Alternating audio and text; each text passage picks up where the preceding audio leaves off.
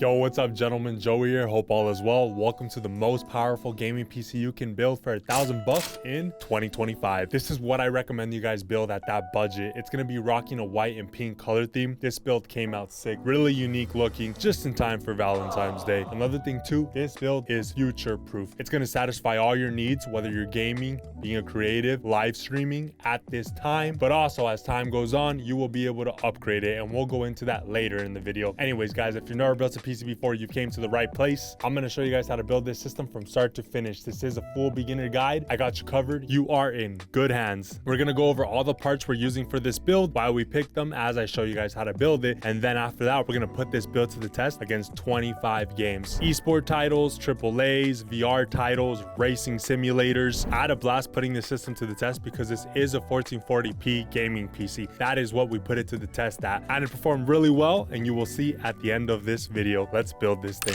Our motherboard of choice, the ASUS Prime B650 chipset plus Wi-Fi. This board is going to match our color theme today, which is pink and white. This board is priced pretty decent, a very good AM5 board. It gives us a lot for the money we paid for it. And this board right here gives us two M.2 slots, one right here behind the heatsink and a second one here. 6 USB ports, optical audio cable in here. Antenna connections on this motherboard are different. I've actually never seen these before. Oh yeah, these are definitely new connections. Whether ASUS is the first people to do this, I'm not sure, but check it out. This is my first time seeing this. Before, you would have to keep turning in the antennas, but now it looks like with this new system, you simply just push it in and it clips. How do you take it out? Oh, okay, you just pull it out. Progress. I use a wired connection, by the way, guys. I never use Wi-Fi. Do you use Wi-Fi connection? Or do you refuse to be like, no, I gotta use LAN? The I/O shield inside the box, and M.2 screw. What CPU are we using? Boom. The Ryzen 5 7600X. Currently going for around 200 up on the screen right now. This is a great CPU for gaming and content creation. The 7600X gets you the same gaming performance as the AM4 3DX CPUs. For example, the Ryzen 7 5800X, the gaming performance of that, which is that's a great gaming CPU,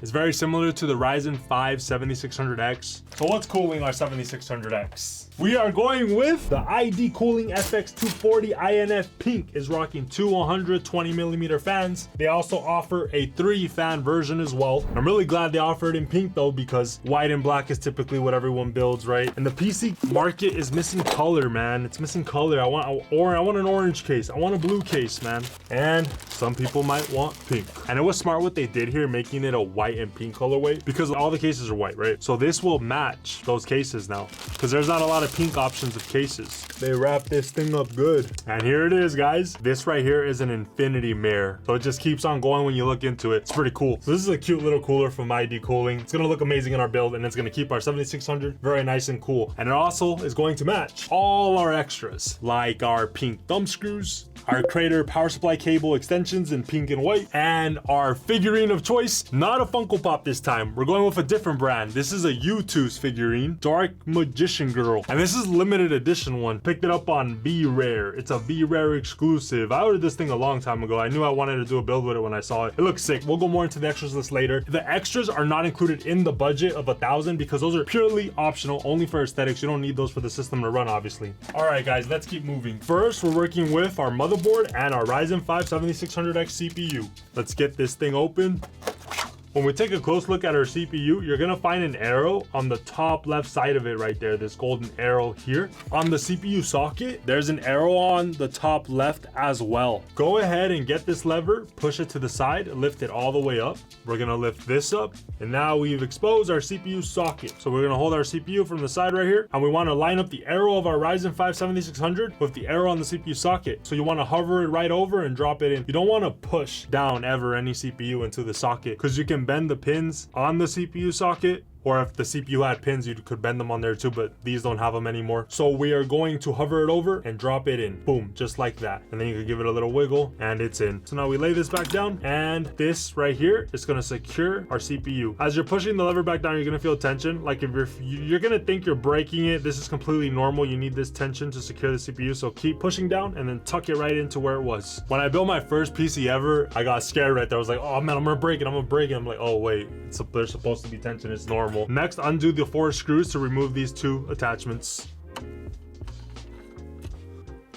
Okay, I'll throw up the instructions of the AIO up on the screen to guide us through this, make it easier for you guys. But this installation is going to be super easy, guys, especially ID cooling. I love the installation of their heatsinks and their AIO coolers. They simplify it. It's good. They do a good job. Next, we want to get the accessories out of the box it came with. We're going to get out these small brackets right here. Next, we're going to get out this bag that has the 4 black standoffs right here and some thumb screws, the thermal paste, and that's it. Once we get all the stuff out of this bag, we're going to take a closer look at this part. One of the sides is completely flat. The other side, it actually goes in right here on the sides. There's an opening. This is to make room for our 4 points of our motherboard right here. So put the side with the opening down onto the motherboard, and then there you go. This one screws all the way down. So do the same thing for the other 4 points.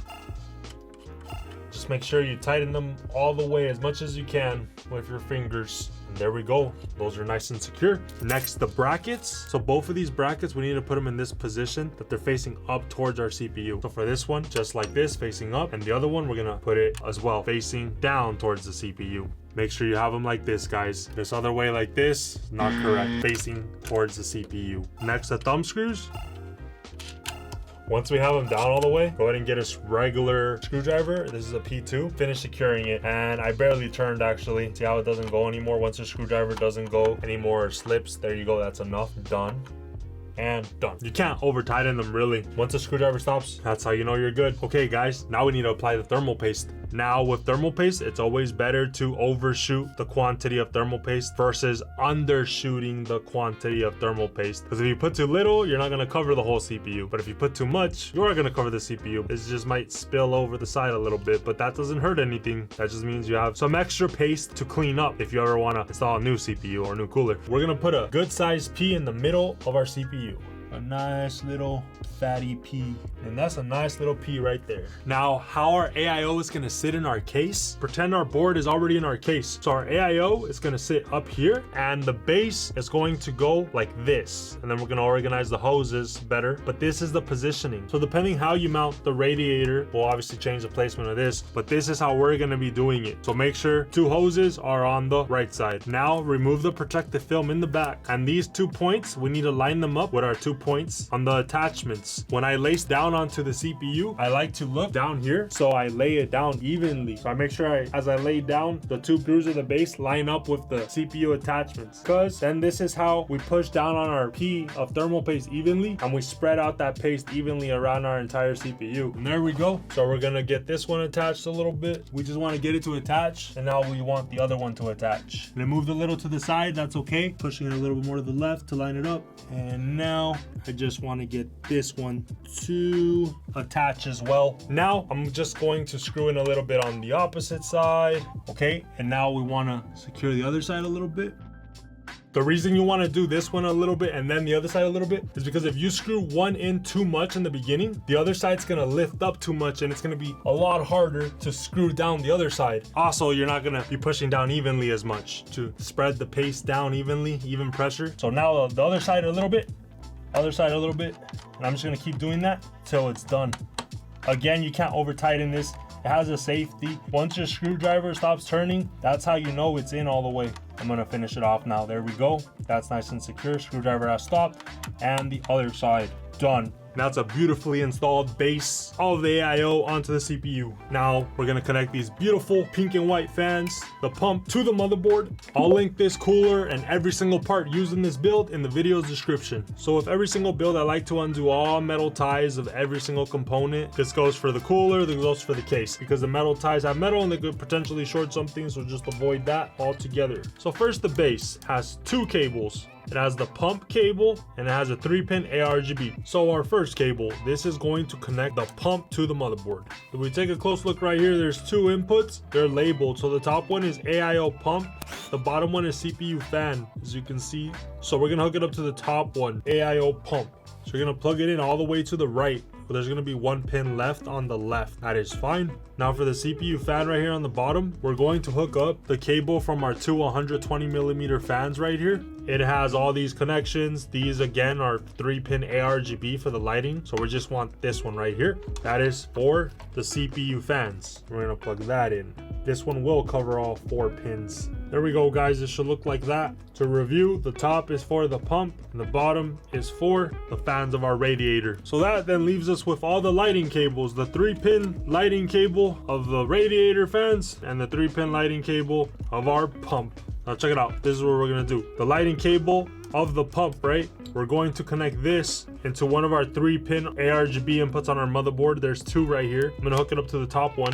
It only goes in one way. Make sure you line up the arrow with the V pin right here. It says plus 5 volt. Sometimes this will just say V. Right here it says 5V. So we line that up, and now we're going to remove the cover of the daisy chain system it has, revealing pins. This is then going to connect to the lighting cable of the fans of the radiator. So let's go ahead and connect that in, line up the arrows, arrow to arrow. And as you can see, that cable also has the same thing, a daisy chain system. So you can keep continuing the daisy chain system, connecting all devices on this system to this header on your motherboard. So there we go, guys. Easy peasy. Now moving on to our RAM. DDR5, of course, on the AM5 platform. 32 gigabytes at $6,000. Great price, a lot of performance. By the brand T-Create.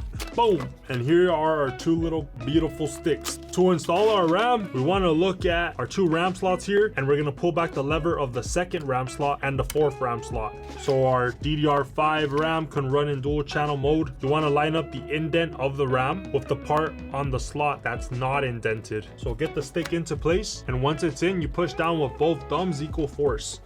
And the RAM stick will go in all the way, and this lever will lift back up. Now we do the same thing for our 2nd stick. We simply get it into place, and now push down both thumbs equal force. Oh, every time I do this, I feel like I'm a little chiropractor. I don't know if you guys ever been in the chiropractor. They literally go like this. They go, and then you're like, oh, thanks, doc. All right, RAM installed. The RAM is like the easiest thing to install. Very satisfying. So far, our system is looking amazing. Okay, next, the installation of our storage. 1 terabyte M.2 SSD. Super speedy drive right here. This is the KLEVV with a sequential read, 5,000 megabytes per second. Sequential write, 48,000 megabytes per second. Translates to it's a pretty fast M.2 SSD. It does come with a heatsink they could paste on here. We're not going to use this because the heatsink right here is already going to do the job. But if you were to put it in this slot right here with no heatsink, then yeah, pop that on there. It can improve the performance of the SSD a little bit. Now we want to get a small screwdriver, undo both of those, and then this comes right off. Now when we put in our M.2 like this, there's no standoff for it to lay on, so we need to put a standoff right here. So there's 3 points right here. We're gonna put it in the first one. Remember the bag we got out earlier from our motherboard? That has what we need. So here is the included standoff. We're going to screw it into it all the way down, and now we get our M.2 into here, lay it down on the standoff, and you secure it with the screw that was also in that bag. Very nice. When we place the heatsink back on, turn it around, remove the protective film. All right, we're looking good, guys. And now we're ready to install our motherboard into our case of choice. Drum roll, please. Let me go get it. It's somewhere around here. 1 eternity later. This is the Thermaltake View 27 TG ARGB. We picked the case up in the white colorway. It's a pretty beautiful, spacious ATX case at a good price, rocking 3 pre-installed ARGB fans. So it has tempered glass side panels, not only on the side, but also on the front, so you can admire your components from many different angles. The panels come right off, no screws. It's an easy building experience in this case, guys, because the panel in the front also comes off like this. So very beginner friendly case, because you can just have more room to install and move around the components. Always nice. Let's get the back panel off. Behind here, I'm gonna get rid of all the metal ties, get the bag with the accessories, all the screws we need. So all the 3 fans that are pre-installed in this case, they're already wired together as well in a daisy chain system, just like our ID cooling AIO. So this cable, once we connect it to a system fan header on the motherboard, it then connects all the fans to the motherboard instantly. And then the other cable is a 3-pin ARGB lighting cable that connects all the lightings of the fan to the motherboard. These pre-installed Thermaltake 120mm fans, they were great, and I've used them before because I've used this case before. The temps were good. good, but I am going to be swapping all 3 of them out for the ID cooling matching fans. These are the AF127 in the pink colorway, of course, to match the AIO cooler. I'm not including these fans in the cost. I'm also including these in the extras list because you don't need to do this. So this is only for the aesthetics, guys. This is a great looking fan, man. And I need a match. I needed to do it. I needed to do it, okay? It needs to match. Look at that. Boom! Way better. Cue the time lapse.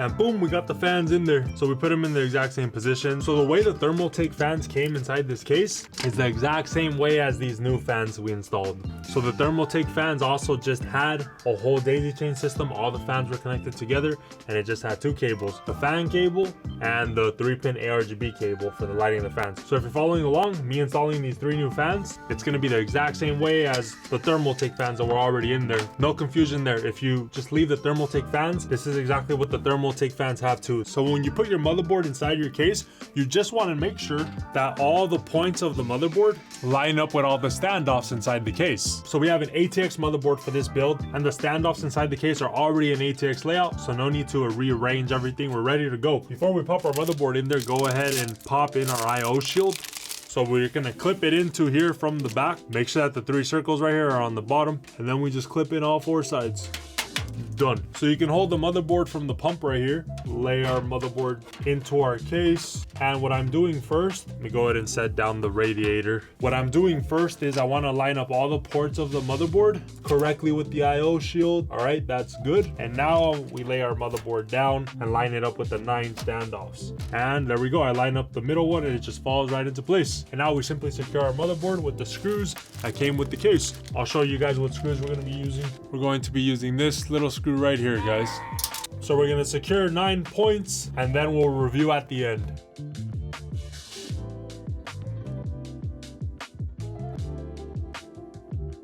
We screwed up 3 on the top, here, here, here, and in the middle, here, here, here, bottom, here, here, here. Now we're going to take this opportunity to secure this radiator to the top of our case. Remove the dust filter. Let's go ahead and first get these cables and push them to the back. Stand up our case and through the top opening up here, I'm just going to wire all our cooler cables back. Okay guys, so we just wired all the cables to the back right here. Now I'm going to pull this final cable of the radiator fans back as I'm putting this into place. All right, now we're ready to go. So go ahead and line it up in the middle. So now we want to go back to the accessories box of the cooler and we want to find this bag. These are the screws we're going to be using. We're now going to put it where we want it. I'm gonna put it right there. And once I get 2 screws into place, I don't have to hold it anymore. There's 1, and there you go, that'll hold it. And now we just have to secure all 8 points. All right, now we slap on the magnetic dust filter. As far as these hoses, you can bend them down a little bit. That looks good. Look at that. It's looking really good. Look how it's coming out so far, guys. Definitely was worth it to get the matching fans in here. So far, so good. It's looking great. Okay, now our power supply, we went with a 750 watt gold rated power supply by Segotep. I don't know how you pronounce it. This is a well-priced, fully modular gold-rated power supply that we've used in plenty of builds. 750 watts is enough for our build here today to power our graphics card, RX 7700 XT. So let's get this guy open. As I said, fully modular means that none of the power cables are connected to it, so we only connect what we need. Less cable clutter inside our build. I really like this power supply because it does have that new 16-pin power input for NVIDIA graphics cards, not the card we're using here today. And now I'm gonna walk you guys through the cables we need to hook up to it. We're only gonna be hooking up 4 cables to our power supply. 2 cables labeled PCIe. These are gonna power our graphics card, the RX 7700 XT. The big 24-pin power cable, you can't miss it. It's the biggest one to give our motherboard power. And the last one is a CPU power cable. First, the PCI cable. One of the ends of it has 2 connections. The one with the single connection, that goes to the power supply. We're gonna plug it in right here, PCIe. Make sure it goes in all the way and clips. Another PCIe,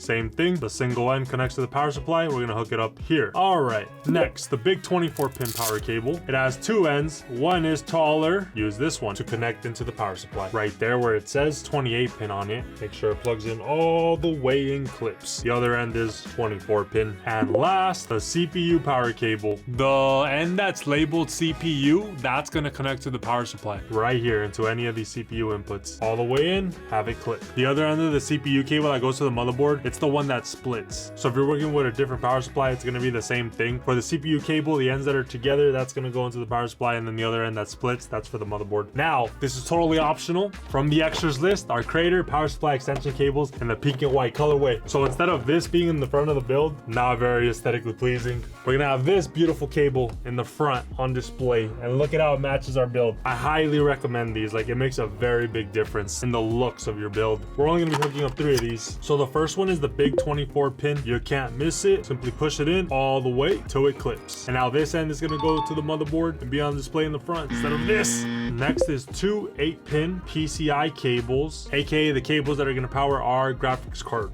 So go ahead and get our first PCI cable from the power supply, and we're just gonna be hooking up the extension to one of the ends. But notice how this is an 8-pin cable that splits 6 plus 2. The CPU one is an 8-pin one that splits into 4 plus 4. So that's how you tell them apart. So when it comes to the extensions, you wanna make sure we find the cable that is split 6 plus 2. That is the PCI one. We're gonna hook up the other end of that, the one that's all together, to the PCI Express cable from our power supply. And we do the same thing for the second one. Just get one of the ends, plug it into a PCI extension, 6 plus 2 8-pin cable. When putting our power supply inside our case, make sure the fan is facing down, and we're gonna slide it in right here. It's gonna suck in the cold air from the bottom of the case, and the hot air is gonna come out through here. And now we're gonna secure it with the 4 screws it came with.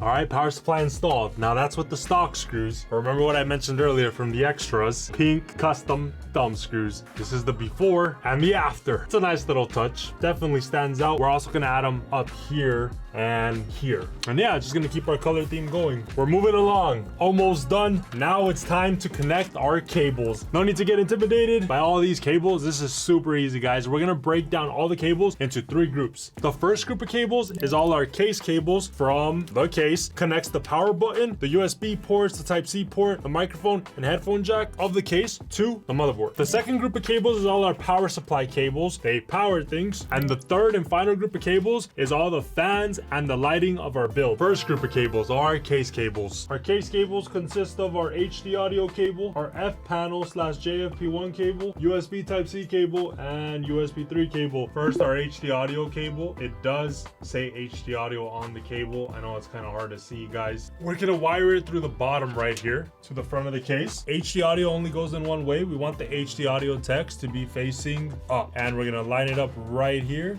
and push it in all the way. And there we go, HD audio cable plugged in. Next, our JFP1 cable. Now, if we move to the right there is where our F panel cable is going to connect. It does say F panel here, and this we're gonna wire through the bottom of the case in the middle right here. There's the F panel text. You can see it on this camera. That text is gonna be facing up. We wanna make sure we hook up this cable all the way to the left. So there we go, we line it up straight and then push in all the way. So on other cases, this cable's all split up. With a lot of cases, it's all together, like this one here today, which I prefer. I wish all cases were like that. I don't know why they don't do that. But this cable right here connects the power button and the reset switch of your case to the motherboard. Now we're gonna go up here. We're gonna hook up USB 3. This is the USB 3 one, the wide one, and we're gonna wire it through here. USB 3 has a hump on one of its sides. The other side is just flat. You wanna line up the hump side where there's an opening for it, which is right here on the right. So there's pins in here, so go ahead and line it up straight and then push in all the way. And there we go, USB 3 installed. And now the final cable, USB-C.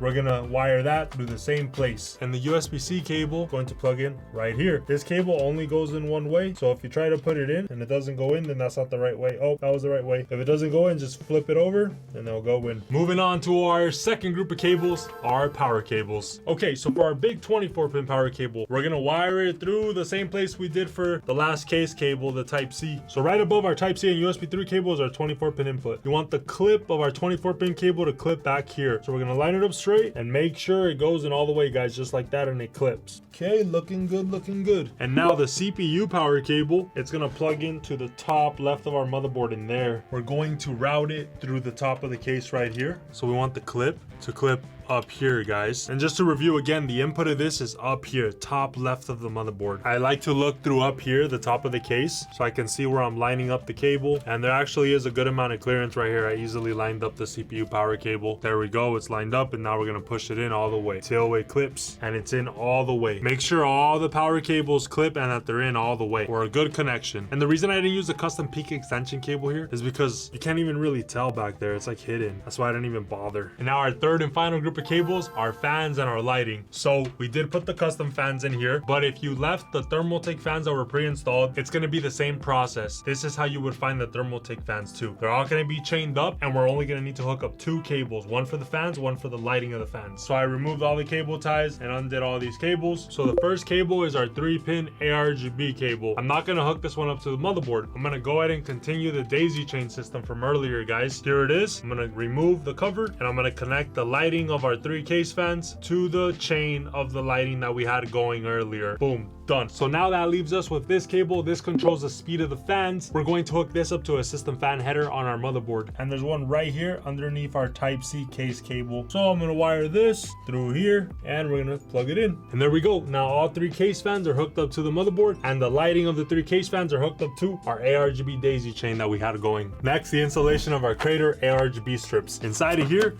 you will find a sticker, 2 super bright flexible strips that are gonna show off your components, extension cable, and the cable to hook up the strips to the motherboard, and strong magnetic attachments. I'm gonna put a strip on top and a strip on the side, and since these are ARGB strips, they have tons of effects. They're gonna be controlled by the motherboard software, and it's gonna give an extra splash of light inside of your build to show off your components even more. You can pick these up on Amazon. They're linked in the video description, and if you pick these up, you're supporting me directly and the channel. For that, I thank you very much. Appreciate all you guys' support. Very easy installation. First, we hook up the strips to each other, then we hook up one of the strips to the extension cable, and then we hook up the extension cable to the cable that then gives us our 3-pin ARGB input that goes into our motherboard. I'm gonna throw the instruction manual up on the screen. Remember, you have to line up the arrow with the V or 5V. Sometimes motherboards just put V, sometimes they put 5V. And the 3-pin input, that's right under the 3-pin input we hooked up earlier. So I'm gonna line up the arrow with the 5V and plug it in right there. If you pick these up and you leave a 5-star review though, guys,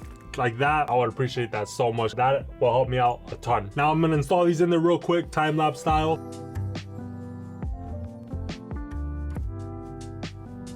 Okay guys, done. Beautiful installation with some magnetic attachments to spare. I tried a different layout this time. I put a strip on the side and a strip on the bottom instead. But last time we made a build with this case, and for most cases, I put a strip on the side and a strip on top. But once I put this panel on, right, that's how it's gonna look. I saw one of you guys comment this before, how I should offer the strips in white. All white strip, it would then look cleaner here, because then it would just be all white. I'm talking the magnetic attachments being white and the side of the strips being white. It's because how I usually have the strips on the side and on top, they're usually like hidden. I'm gonna add that to the list. I might just make that happen. Let's keep moving. The installation of the most exciting part of a build, your graphics card. We went with the Radeon RX 7700. We went with an AMD graphics card, the Radeon RX 7700 XT. This one is by ASRock, the Steel Legend. And does this look familiar? The ASRock Steel Legend series. They have a nice white colorway, but enough talk about that. Let's get this bad boy open so you can see just what I'm talking about. And here it is. This is a big guy right here, 3-fan design. Heck yeah, look at that. It has like a nice little camo going on in the background. That looks sick with the grays and the white. That looks awesome, that looks awesome. Let's go ahead and get this wrap out of here.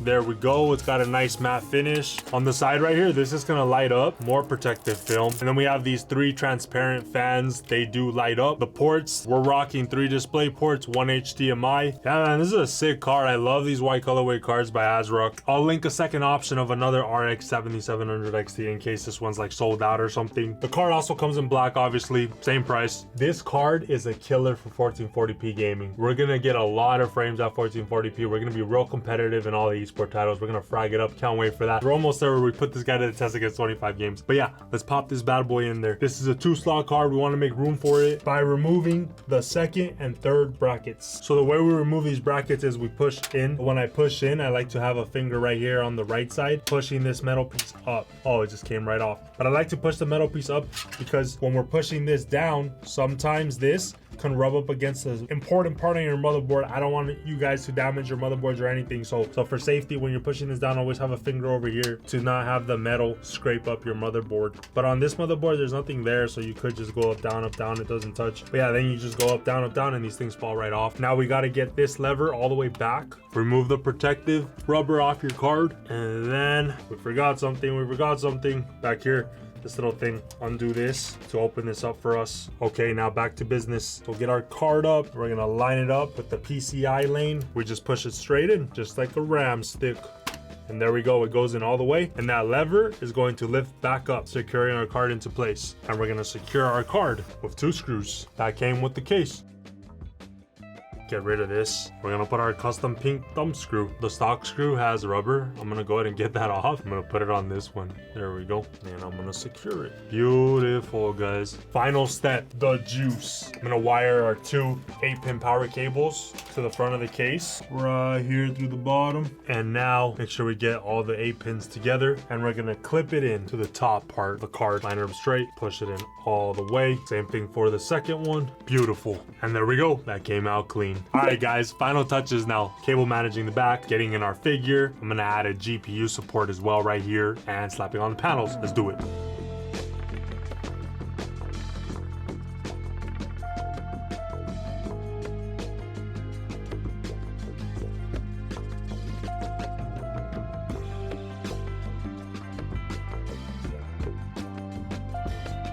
And we're done, guys. Notice the difference. The strips are white. I had to do it. The difference, night and day. I don't offer these, but if there's a demand for them, you guys would really be interested in all white strips, I'll make it happen. It looks good. It looks way cleaner now. First boot up time. All right, make sure your power supply is flipped on. All right, guys, here we go. First boot up.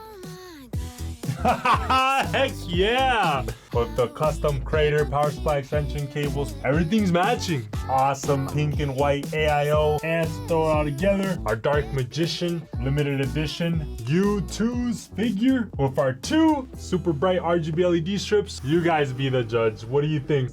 If you were following along, congratulations on your first build. If it was your first build, this is a 1440p powerhouse. We're gonna put this beauty to the test against 25 games real soon. But I did want to celebrate with some delicious treats. Check out what this is, guys. This is a waffle breakfast sandwich. Delicious steak, cheese, and eggs with some syrup. Is that a breakfast of champions or what? I got 2 because we have a special guest. Panito, come here. I got a treat for you, buddy. Oh, you already came to me. All right, thank you. Oh, thank you for not tripping over any wires too. He's very aware of his surroundings. We never tasted anything like this in your entire life, man. This is next level. You ready? Wait, he's a good boy. Okay. Damn, son. He just swallows everything. It's already gone, man. Time to frag it up. But first,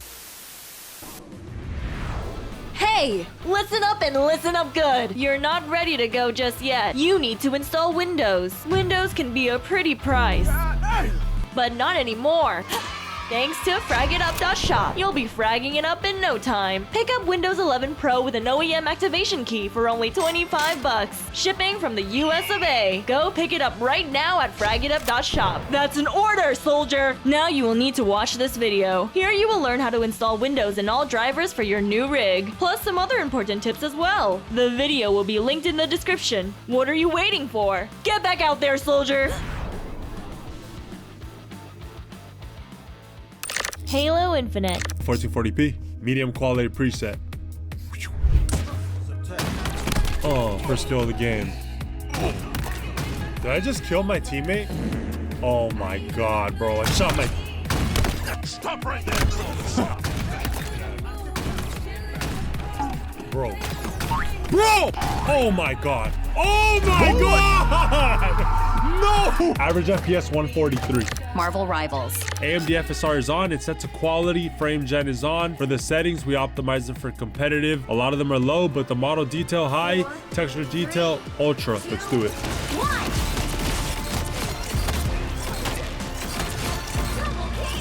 Well, that did some damage. Let's do this. Hell no, man. What the fuck? Wait a minute, what the hell?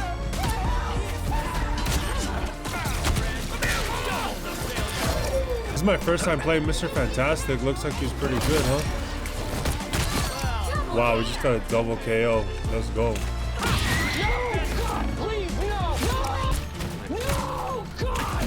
Average FPS for Marvel Rivals, 242. CRYSIS 3 Remastered.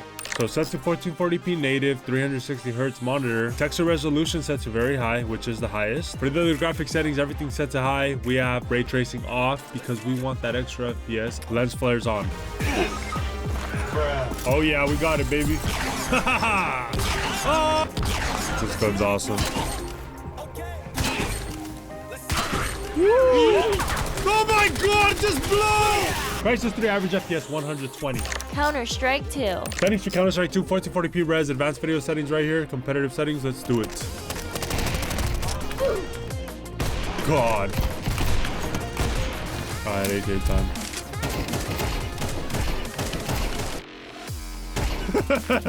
Average FPS 272. FORTNITE on performance mode. Where are they fighting? Oh, on that thing. I could catch up to them with the car. I'm going for that guy. Let's ruin his day. Oh, he just jumped down. He just jumped down. Bye. Oh, you fuck! Yeah, that's right. Get out of here, boy. Jesus, we almost choked, man. Where are you, punk? Oh, get fucked! Stop destroying our car, you idiot! No! Average FPS 273. Great performance. Next one. Black Myth Wukong. 1440p, FSR on, frame generation on, medium settings. Bro, 2 hits from this guy and I'm dead, man. 1 hit already took off more than half my health. Oh my god, bro. Get out of here, dude. Fudge, bro. Oh my god, bro. What is this? No! Run, Billy! God, what is he doing? Wow! Average FPS 102. The finals. 1440p res, AMD FSR 2 set to quality. Here are the rest of the settings. The settings are mixed for competitive settings, epic for the view distance, of course, and textures. Other things set a little lower for more FPS competitive. Here we go, here we go. Countdown starting. Yeah, get out of my lobby. Oh, he's right here. Nice. Bro, I love playing on more expensive builds, man. More FPS. Yeah. Oh! Oh, get freaking no-scope, kid! Oh, get out of here! I think he's literally right behind me. Oh! Oh! Get out of here. Average FPS for the finals, 163. Before we continue the benchmarks, I want to discuss with you the fan program. This is Armory Crate for ASUS motherboards, Fan Expert. We're going to click auto tuning. We're going to wait for this to complete. If you decide to go with another brand of motherboard, it should have its own program as well, where you're able to control the fans. If for some reason other boards, you can't control the fans from the program, then you can control the fans from the BIOS. It has completed, okay, and it went ahead and detected what inputs on the motherboard we don't even have anything connected to, so that's pretty good. Keeps it nice and clean. Chassis fan 1 and 3 were grayed out. We have nothing plugged into there. This was the CPU fan curve it gave us. The 2 fans of the Radiator. Chassis fan 2, which had our 3 case fans connected to it, and the AIO pump. We want the AIO pump to the max, of course, and for CPU fan and chassis fan 2, they are the same, and we're going to select the turbo mode. It changed the curves a bit right here, raised them a bit, and raised them a bit right here, and it kept the AIO pump the same. This is what we want, and we're good to go. Back to the benchmarks. Battlefield 2042. We're getting great performance from Battlefield 2042, native 1440p resolution at the medium graphic settings preset. So all the games we just tested before Battlefield, we hadn't messed with any of the fan settings in our motherboard. Currently getting 170 FPS. And look at that temps. Beautiful. 66C, that's what I like to see. So yeah, don't ever that detail, guys.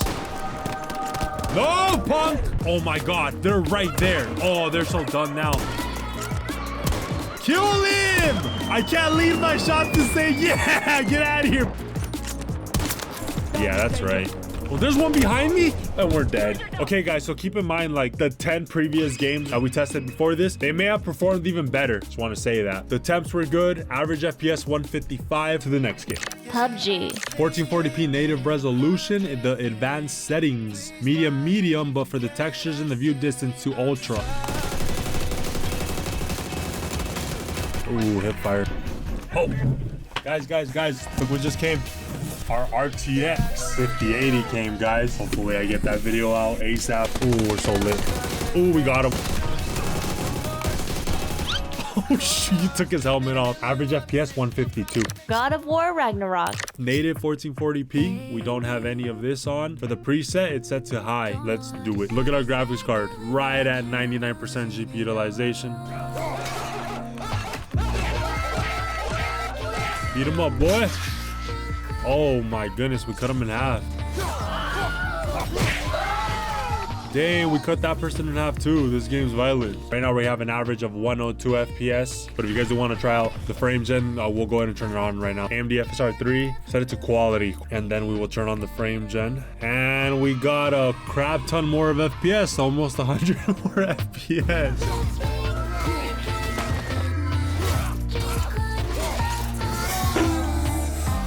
All right, next one. Apex Legends. Settings for Apex, native 1440p res, AMD anti-lag is on. Here are the rest of the settings. Let's do it. I'm here, guys. I'm gonna save the day. Just hold on a minute. I need a gun. Oh, Apex performance is amazing, by the way, guys. What the? I got you, fam. Oh my god!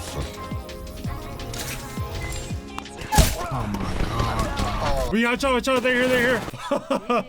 Apex performance was amazing though. Average FPS 272. ARMA. For ARMA, 1440p resolution, here are the settings. Let's do it. Are you gonna land somewhere or no? I'm not speak English. Oh, okay. You fly, I go boom boom.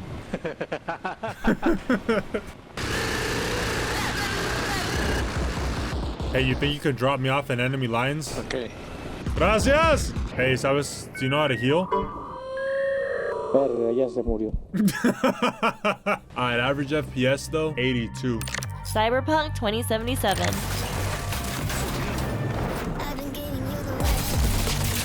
What the heck? How much health is this thing?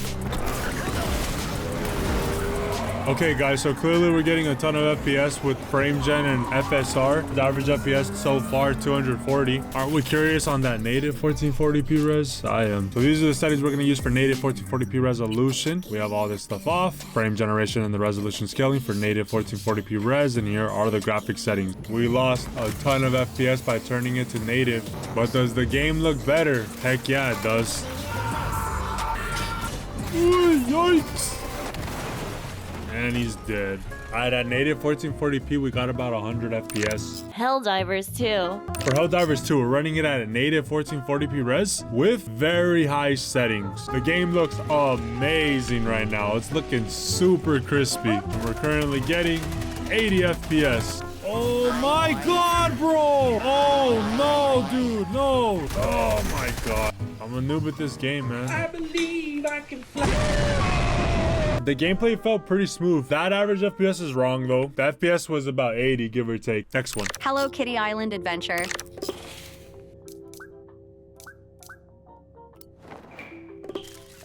I just dropped 40 bucks on this game. What the heck is going on? Why is random food shooting out? What is... Oh, Fortnite! We're playing Fortnite! Alright, what do we do? Woo-hoo-hoo-hoo! Hell yeah! Alright, the game works and it looks great. Next one. Overwatch 2. Native 1440p for Overwatch. Max FOV. Graphics quality. Let's do it. Amazing performance for Overwatch. This is native 1440p res. We're not using any of the upscaling FSR or any of that. Alright. Average FPS 338. Rainbow Six Siege. Settings for Siege, 1440p resolution, native, max FOV 90. Here are the graphics settings. Let's do it. Oh my god, I almost spilled my drink, bro. I almost spilled my drink.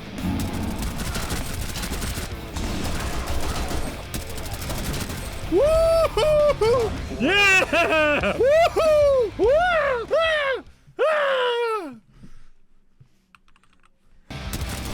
Later, sucker. MVP goes to. You know who it goes to.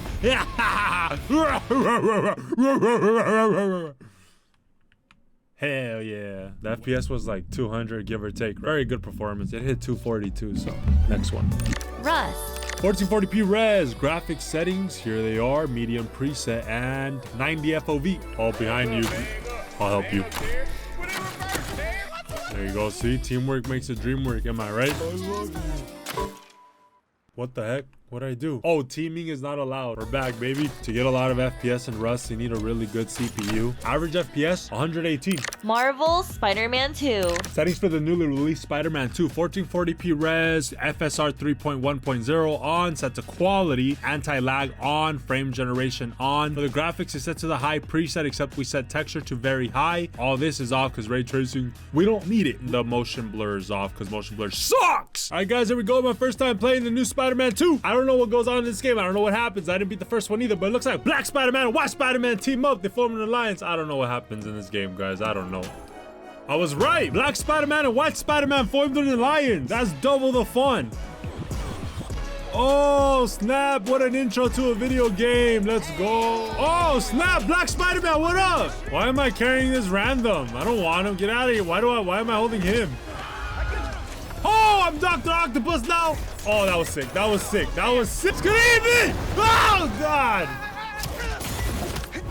Yo, what the heck? This game is super fast. Oh, what? This is sick, man. All right, that's a success. Average FPS 184. Stalker 3. So these are our settings. They're pretty high settings. FSR is at 3.1. I set it to quality, though. Can we melee him? Oh, we'll just shoot him. Oh, whoa. Wait, why did that move? What the heck? The paranormal's after me. Average FPS for Stalker 3, 71. Valorant. Settings for Valorant, guys, 1440p. Here is the graphics quality. And to no surprise, we're getting a crap ton of FPS. Oh, that's what I'm talking about. Oh my God, man, I'm missing by like an inch. Fudge. And no scope for the win. Nope. Average FPS 494. Warzone.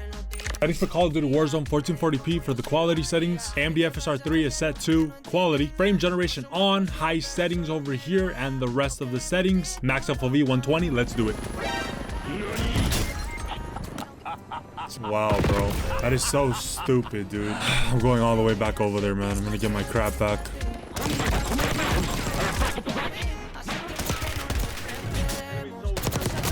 Ah, jackass! Revenge, motherfucker!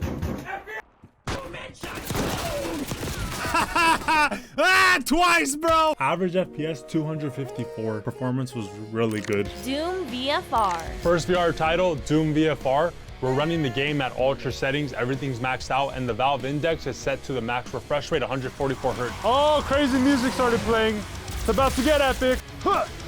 Oh, look at it. Reached perfect. Oh my! Why did I teleport to it?